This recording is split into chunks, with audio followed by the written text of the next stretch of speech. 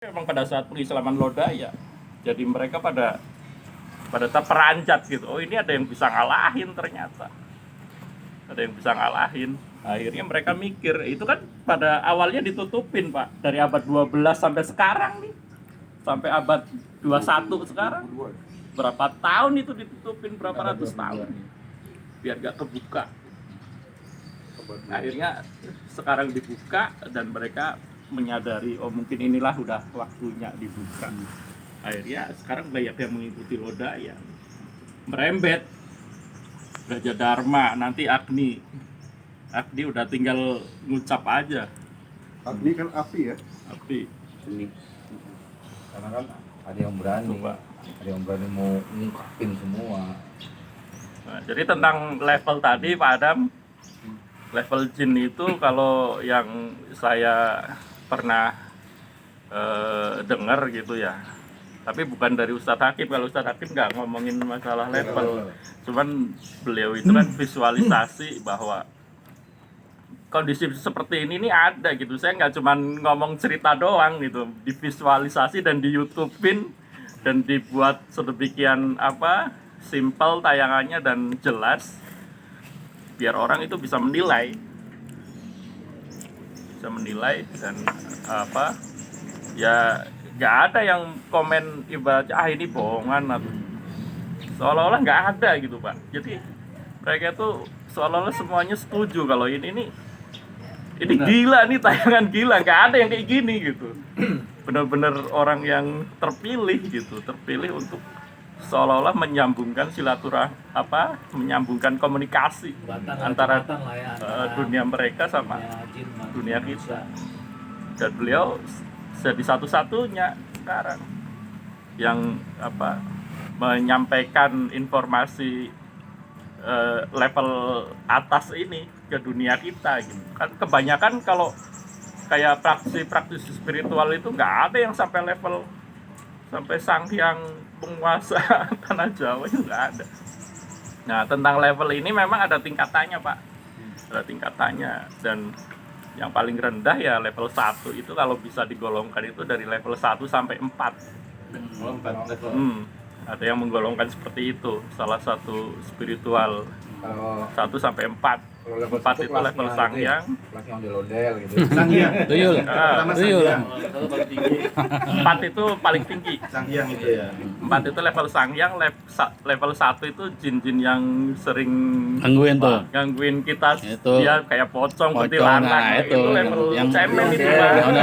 Level cetek, paling cetek buat gitu. nakut-nakutin doang. Nakut-nakutin doang. Kalau nanti ada cincin gitu kita bisa bilang lo level 1. Iya, bisa. Kita remehin ya. Bisa Pak.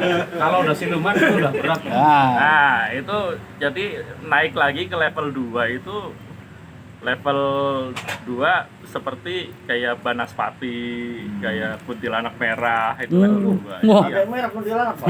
Ada yang merah. Jadi doang. Kayak siluman. Apa? Siluman. Siluman tuh naga. Siluman banyak lah, siluman yang paling menyerupai hewan kan. Oh. Ya. Ular. Ular, harimau. Oh, udah tinggi daripada jin kebun. Udah, Pak, itu level 2 loh. Lu siluman level 2 loh. Itu kalau berarti yang menyerupai kuda juga ada ya? Ada, mereka suka menyerupai gitu kan. Memang yang bisa dilihat secara spiritual ya penyerupaan mereka Pak. Kalau wujud asli mereka memang nggak bisa dilihat. Jadi, walaupun orang bisa merasakan energi atau bisa melihat secara penyerupaan, Ustadz Hakim itu bisa ngelihat. Maksudnya penyerupaannya ini seperti apa gitu. Itu kalau semacam kuntilanak, genderuwo, pocong lagi pada ngumpul nih di tempat-tempat sepi. Untuk bentak aja tuh bubar itu. Bubar. Oh. Mereka itu takut Pak sebenarnya sama Apalagi kita. Mas Selamat. Kabur. Bukan bola, Pak Selamat, bukan bola. Dulu di kos-kosan Betul kan sih? Enggak, ini saya cara bodoh, cara awam nih Pak Bambang. Cara bodoh, cara awam. Jatuh Pak. Sini aja Pak, Enggak, sini. Pak, saya lagi serius nih. Ini cara bodoh sama cara awam saya. Saya pernah ngomong ke anak gudang saya waktu saya masih kerja di air mineral. Itu angker Pak gudangnya Pak. Jadi cerita laporan sama saya, Pak, kalau malam Jumat jangan disuruh lembur Pak. Sebelum maghrib udah pulang anak-anak. Kenapa? Ini akhir bulan. Itu harus kejar target. Oh iya, Ya, waktu kerja target. itu bener-bener Pak. ada yang nyapu di gudang, sok. Terus galon kosong kan kalau jatuh kan blundang. Itu merinding saya. Jadi saya dengar sendiri dengan kuping saya, blundang. Saya bilang, nyalain lampu gudang, buka gudang, saya bilang gitu. Pengen tahu gitu siapa sih gitu ya. Berhenti, nyapu berhenti, galonnya nggak ada yang jatuh lagi. Iya betul. Kalau kita lebih berani ya. Iya, karena saya rame-rame. Sebelum itu level 1 lu level 1. Saya aja 6, anak gudang 3, udah 9, OB 2. Saya kalau sendiri gua ada begitu juga kan. Belum tentu. Tambah jatuh Pak. Jadi saya bilang sama anak buah saya tuh, iya, anak buah saya ini teorinya ya, saya bilang ini awamnya saya. Kan kita kan sama-sama kan di CPN selalu nempel jin dan manusia kan gitu ya, di dalam Quran kan jin dan manusia. Ya intinya juga diciptain untuk ibadah kan jin sama manusia. Dan cuma yang membedakan pembentukannya, yang satu bentuknya goib, yang satu bentuknya panah nih kayak kita nih kelihatan. Masing-masing punya kelebihan, punya kekurangan. Nah kalau ini awam saya dari beberapa buku yang saya baca. Kalau kita nggak bisa ngeliat dia Bisa ngelihat kita. bisa ngeliat kita, tapi tidak bisa memperlihatkan. Iya kan, betul nggak? Sampai situ betul ya? Ya. Nah jadi kalau dibilang orang pinter, manusia yang disebut orang pinter, dia yang bisa ngelihat, ya kan? Sama si jin yang disebut pinter, menurut saya, yang bisa memperlihatkan. Tidak semua ya. Nah, sejauh dia tidak bisa memperlihatkan, dia goblok kayak kita juga sama. Ya kan, saya bilang gitu. Jadi, kalau lu berani, lu keluar, saya bilang gitu. Saya gituin tuh Pak Bambang. Saya bilang, kalau keluar. Terus, biasanya, Pak, kalau jujur ini Pak, saya kan nginep di sini Pak. Suaranya cewek Pak, kuntilanak. Mana? Keluar lu kuntilanak. Pak, jangan Pak. Kayak gitu. Tapi sampai saya jam 8:30 nggak keluar dia. Dia bilang, nah kan, berarti dia bodoh. Saya bilang gitu, nggak sepinter yang kamu pikir. Terus kalau saya ke ini, ya lu pindah lah cari kontrakan ya. Begitu bedanya. Yang bayar siapa? Udah kantor yang bayar. Tapi alhamdulillah ya Pak Haji ya, saya sampai ini hari setua ini, ibaratnya seumur saya ini belum pernah ngeliat bentuk yang kata orang-orang tuyul, kuntilanak. Ya mudah-mudahan sih enggak ya, karena saya nggak sanggup juga kali kalau ngeliat begitu ya, agak geter juga. Saya pernah nginep beberapa kali di warung saya, nginep beberapa kali. Itu barang udah jam 12:30, jam 1, itu ada yang ngerjain saya tuh, kletak gitu loh Pak, kayak batu koral gitu, kletak. Ya kan kagak ada apa-apa di atas saya. Ada pohon buah jatuh kali. Jedur, kalau bunyinya kecapi bunyinya jedur gitu. Saya keluar sengaja Pak, waktu itu sama Rapi sama emaknya, saya bertiga gitu. Saya keluar, saya nabun tuh bakar api, kagak ada lagi kata emaknya tuh, bunyi kletak gitu, karena saya nabun, saya ngeliatin ke atas. Ya karena juga nggak sendiri, jadi kalau yang bikin takut kan karena perasaan iseng, ya nggak? Perasaan iseng sendiri, takutnya dia nongol begitu kan gitu. Kalau dia menampakkan diri ya kurang lebih sama lah. Iya bisa jadi. Satu guru tadi lu sama sama gua gitu. Tapi menurut pengalaman saya itu memang wujudnya nggak ada yang bagus. Iya, kenapa ya? Jadi yang pernah saya lihat itu semuanya jelek semua. Terus mereka itu senangnya ngumpulnya di tempat yang gelap. Jadi kalau misalnya ada kayak ngerumpi gini kayak kita ini, dia nggak mau yang tempat yang terang. Bener tuh kalau nyalain lampu dia Bubar. Iya. Dan itu bener Pak. Jadi pas saat bunyi kesok ngabur, sembunyinya di tengah gudang. Kan saya udah bercerita kan, nama cerita saya konsisten begitu terus berapa tahun tuh saya cerita begitu karena ngahamin sendiri sih. Jadi kan ya begitu. Lah gudang segitu gedenya ada orang nyapu malam Jumat. Kan siapa kerjaannya lu bilang? Banyak sampah kali itu. Satu lagi apa? Level ketiganya belum. Nah, Oh iya. Siluman, Badas Tadi Parti. terkait dengan kepintaran jin tadi Pak ya, yang semakin pintar berarti semakin bisa menampakkan diri. Iya, betul nggak itu? Dan apa? Sebenarnya justru semakin tinggi levelnya dia itu semakin halus energinya, semakin nggak bisa dirasain, semakin tinggi Nggak bisa dideteksi gitu. semakin susah terdeteksi. Iya. Semakin halus, tapi bukan dalam arti semakin nggak bisa menampakkan diri, enggak. Oh, bukan salah berarti teorinya saya. Ya nggak tahu juga. Cuman yang saya tangkap dari rangkuman video-video itu semakin halus mereka itu, semakin halus tapi menyimpan energi yang sangat besar, sangat besar. Bahkan untuk mediumisasi aja mereka ketika masuk ketika masuk benar-benar masuk seperti yang lain, ketika kelas level Sangyang itu bisa tubuh yang dimasukin nggak kuat, pembuluh darahnya bisa pecah. Dan mereka itu punya teknik sendiri para Sangyang ini. Jadi pernah Lodaya cerita gitu, ditanyain sama Ustadz Hakim, gimana Anda masuk ke tubuh mediator kami? Saya nggak masuk, saya cuma ada di atasnya dan saya mengendalikan dari luar tubuh, bukan di dalam tubuh. Dia bilang sendiri, bisa begitu ya? Lodaya bilang sendiri dengan Karena emang kalau kuat ya. nggak kuat, pembuluh darahnya bisa pecah Pak. Dan semakin tinggi ya mereka ilmunya semakin bisa gitu untuk hal-hal yang rumit untuk level bawah. harus namanya malah harus ya. Iya. Nah tadi nyambung lagi untuk level berikutnya, level 3 itu kelasnya kelas pengawal kayak Buto gitu, terus pengawal kerajaan jin lah, itu dalam masuk level 3 Pak. Kalau kayak kemarin di liputan Kebun Raya Bogor itu kalau Buto ini kebanyakan di hutan mereka, berkeliarannya di hutan, buta gitu, raksasa. Kalau yang tinggi kan di gunung ya. Kalau level Sangyang udah di gunung gitu. Buto Ijo. Jadi level 3 ini Buto dan sebangsanya dia. Dan antara level ini kadang nggak saling peduli Pak.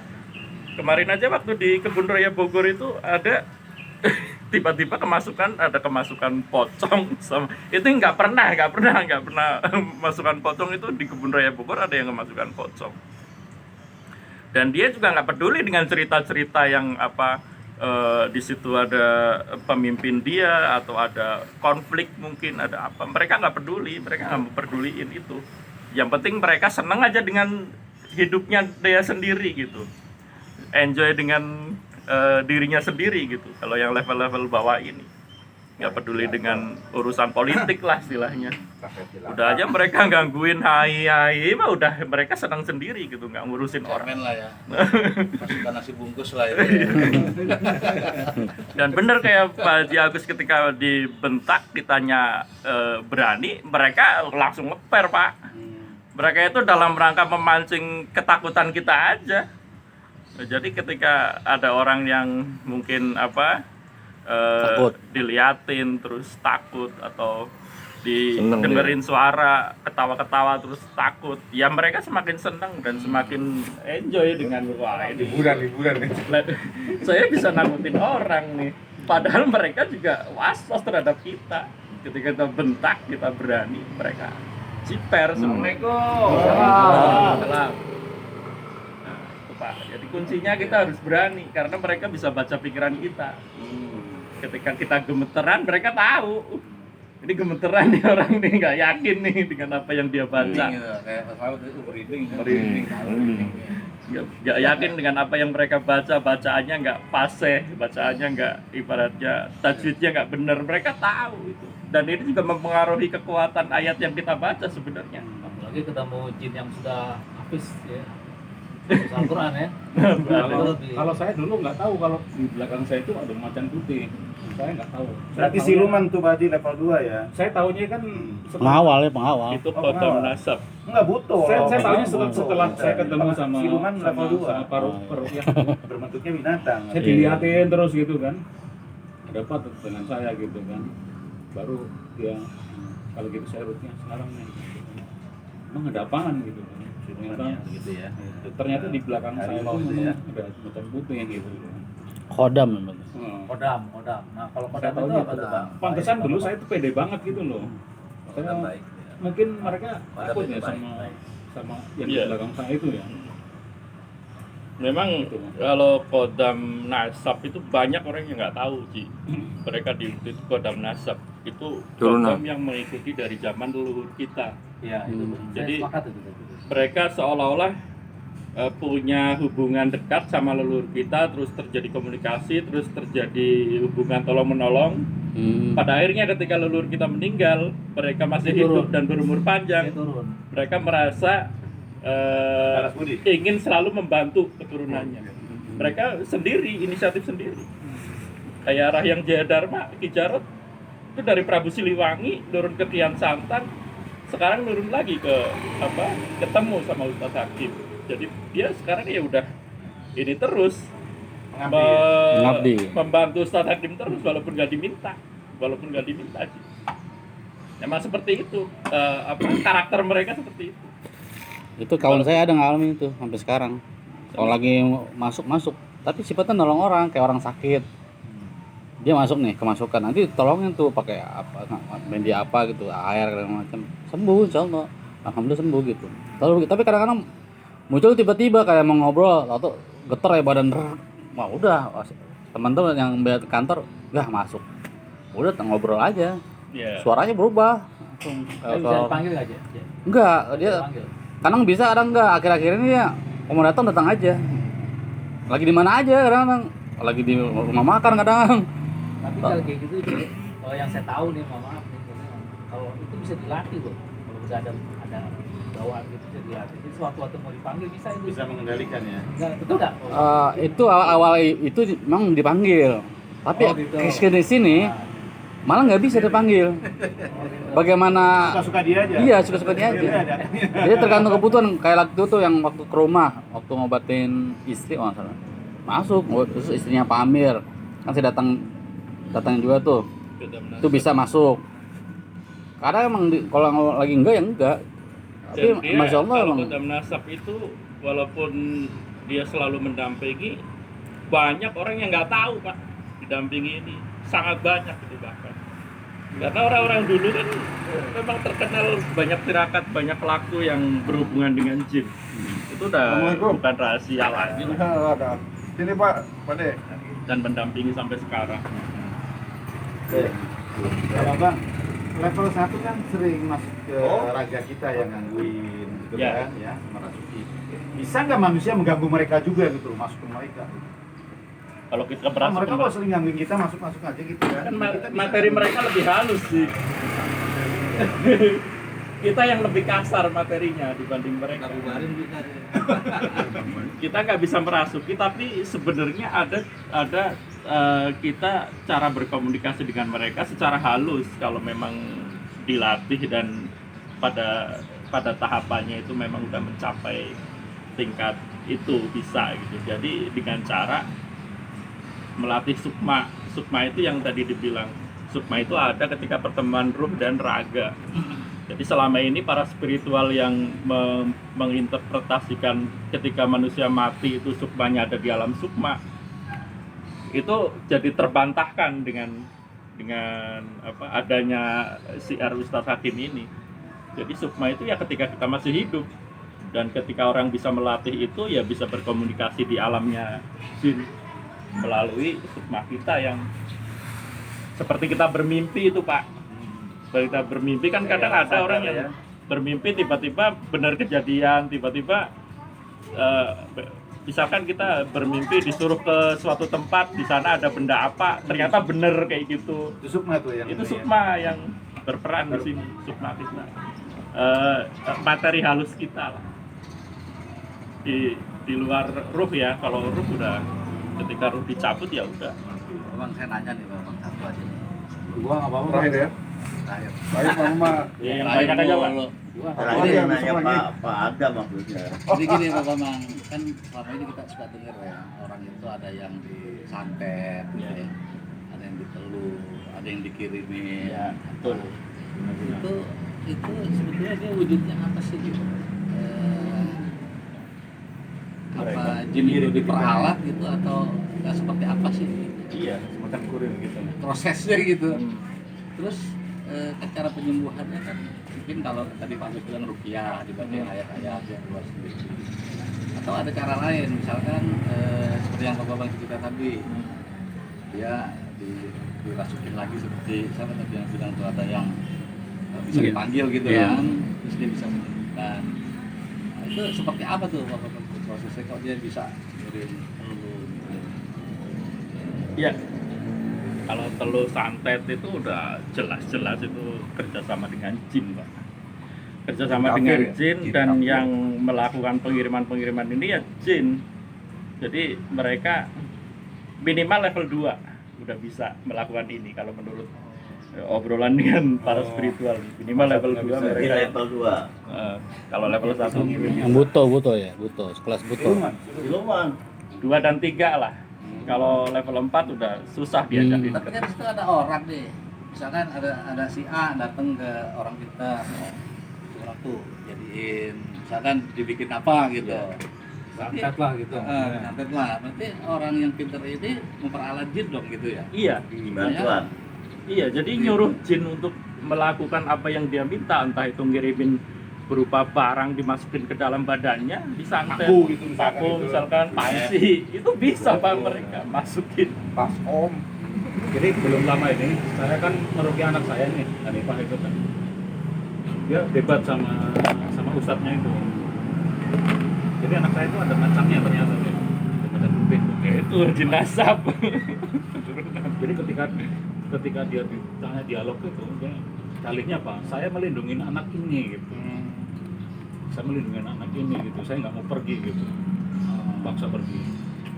Terus setelah anak saya sadar itu, dia apa yang kamu lihat gitu kan? Tadi dia merasa dia ada di hutan. Terus di situ tuh banyak macan gitu. Nah, itu sukmanya dia. Katanya jumlahnya banyak banget tuh, ribuan gitu. Dia lari ke hutan gitu. Nah mungkin sama ustadznya dia disuruh pergi kali. Tapi saya nggak yakin kalau itu tuh pergi deh. Mungkin sementara. Ya, jadi gini sih, kalau disuruh pergi itu bisa jadi dalam arti disuruh keluar dari tubuh ketika dia ada di dalam. Jadi ketika ada di luar tubuh, ini yang sedikit banyak efeknya tidak begitu bahaya ya, bisa dibilang gitu. Kalau ada di dalam tubuh, bisa mempengaruhi pikiran itu. Ketika pikiran kita terpengaruh dengan keberadaan mereka, itu bisa berimbas negatif ke kita, dalam arti ibadah kita jadi terganggu nantinya kalau ketika mereka ada di dalam tubuh. Walaupun niat mereka melindungi, tapi bisa berimbas kepada aktivitas ibadah kita. Ketika di luar tubuh lain lagi, jadi mereka hanya mengamati dari luar, dan ketika ada gangguan-gangguan yang membahayakan, tiba-tiba mereka bisa eksis gitu, bisa jadi kayak gitu. Nyi Roro Kidul masuknya kemana tuh? Level berapa tuh? Nah, Ketinggalan ini. Pak Selamat Tinggalan jauh nih. ketika Itu episode awal itu. Pertemuan yang ke minggu berapa? Minggu awal, Pak. Nah, balik lagi ke tadi Pak. Ketan dulu. Kayaknya makin ramai Kan nih. barang-barang yang kecil kayak macam paku dan sebagainya. episode berikutnya ya. Memang ini ada di kisah Nabi Sulaiman bisa memindahkan kerajaan singgasana Ratu Balkis gitu kan, memang udah tersurat dalam Al-Qur'an bahwa mereka mampu memindahkan benda apapun gitu, Iya. dengan kemampuan mereka, terutama level Ifrit. Ifrit ini kan udah level sangyang sebenarnya, udah jin yang cerdas mereka. Itu ya. Jin yang pinter. Kan zamannya Ifrit itu berarti yang Musa itu ya, Musa ya. Nabi Sulaiman. Nabi Sulaiman ya. Ketika ada nggak yang bisa mindahin istananya Ratu Balkis gitu kan, salah satu Ifrit menyanggupi sebelum kau berdiri gitu kan. Termasuk Candi Borobudur. Apa yang berdirinya cepat itu candi apa? Tapi akhirnya Termasuk itu. Candi Prambanan. Itu juga pernah dibahas, dan mereka punya kemampuan untuk itu. Iya, memang. benar berarti. Jalan semalam memang betul. Termasuk levelnya si Ifrit berarti ya. Level Ifrit. Apa tadi saya mau ngomong apa? itu memindahkan Ratu Balkis. Kalau Ifrit kan sanggupnya sebelum Oh iya. engkau ini berdiri. Tapi Ada yang lebih cepat. Al-Quran mengabarkan kepada kita bahwa manusia itu lebih sempurna dari dia. Ketika ada hamba Allah yang soleh, sanggup memindahkan Sebelum dalam berkedip. sekejap mata. Sebelum Dalam kedipan mata lah gitu. Iya, dan diindikasikan namanya Syekh Asif bin Barkia. Syekh Asif bin Barkia. Belum ada orangnya. Itu pada zaman Nabi Sulaiman. Oh, jadi tetap manusia yang lebih cepat, Yang lebih cepat mindahin istananya Ratu Balkis tuh pada manusia soleh. Manusia Pak, bukannya. Nah, ini juga Habib Lutfi juga menceritakan ini, dan beliau juga bilang namanya Asif. Jadi terkonfirmasi gitu maksud saya. Habib Lutfi juga menyampaikan ini, dan itulah kesempurnaan manusia dibanding bangsa mereka. Iya, lebih sempurna. Kayak terkait yang itu, yang tingkatan-tingkatan yang dewa api, angin, mana lebih cepat, tetap yang menang tuh manusia kan. Nah, itu dia. Kan di hadis kursi ada, ketika hadisnya itu kan bagaimana gunung kalah oleh besi, ya kan, Terus besi kalah oleh api kalah oleh angin. air. Air kalah oleh angin. Nah, kalah lagi angin oleh siapa? Oleh manusia yang bersedekah. Artinya kan kalah semua.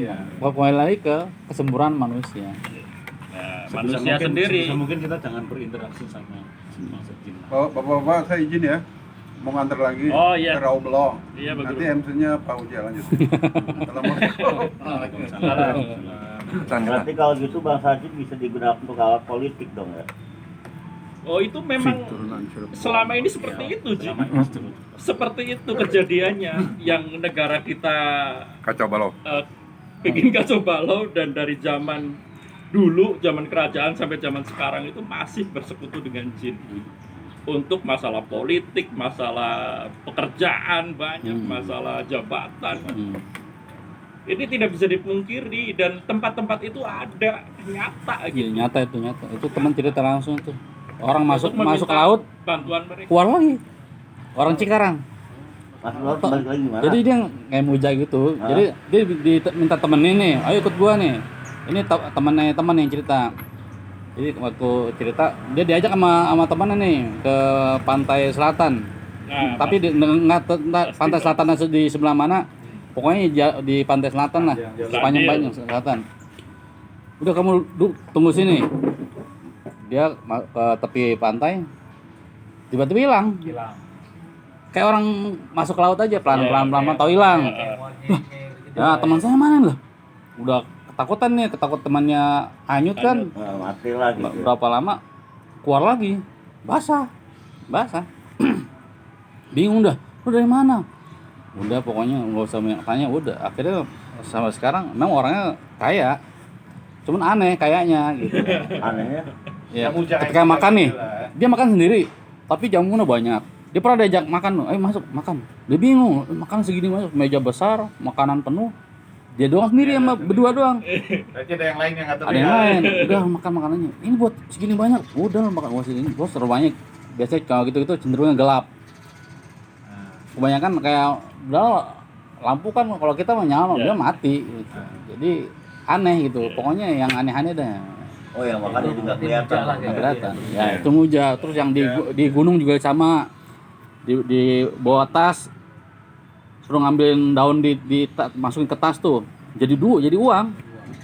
Sepanjang jalan tuh dilihat uang.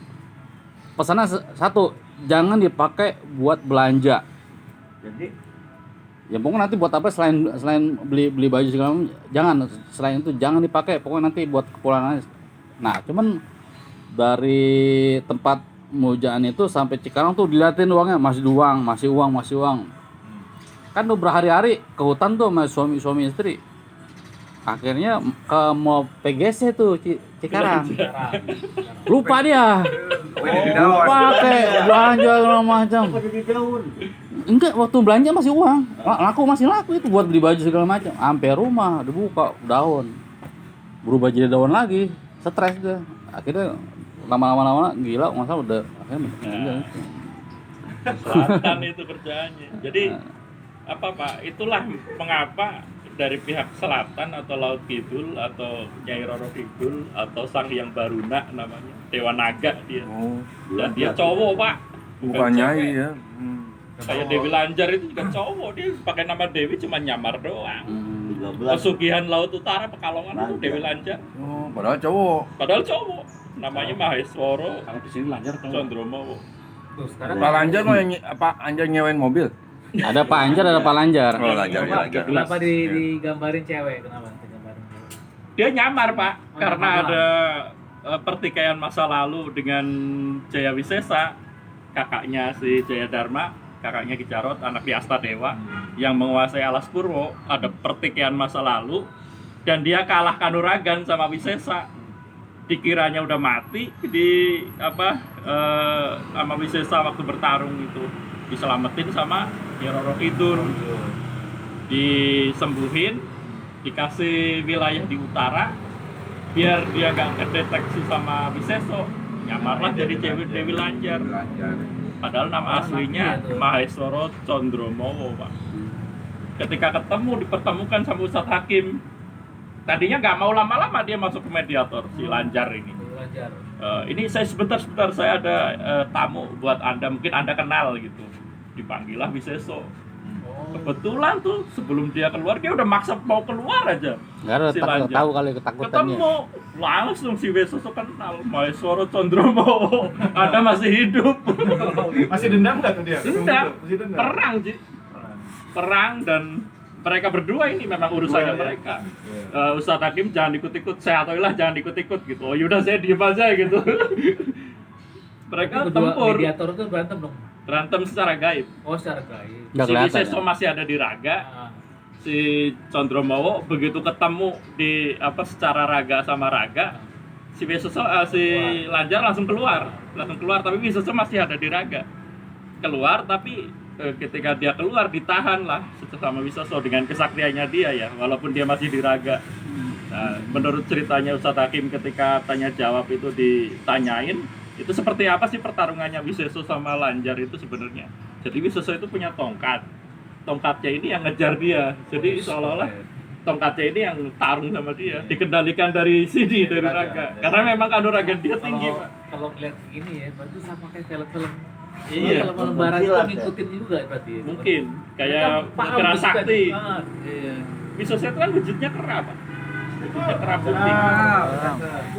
Iya, film Cina prasakti gitu loh, ngikutin kayak gitu loh. Mungkin Tongkatnya berantem sendiri gitu kan. dia muridnya Hanoman, Sang Hyang Hanoman atau Oh, iya, Ananjaya. benar berarti kan.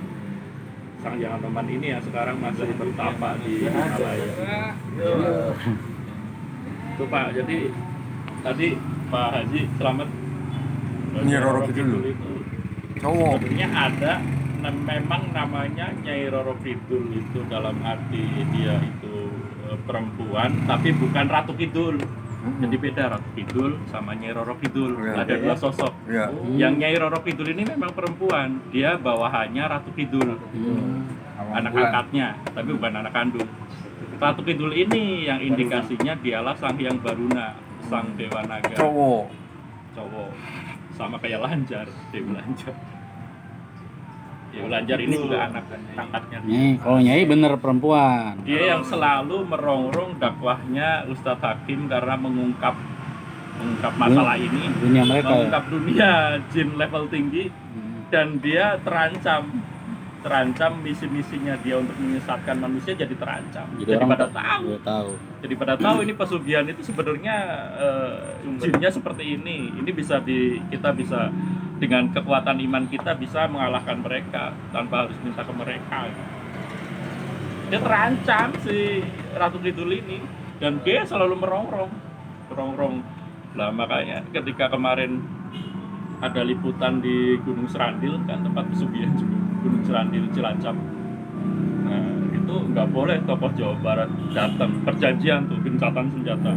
Baruna sama tokoh-tokoh Jawa Barat kayak Lodaya kan sama-sama Sangyang levelnya.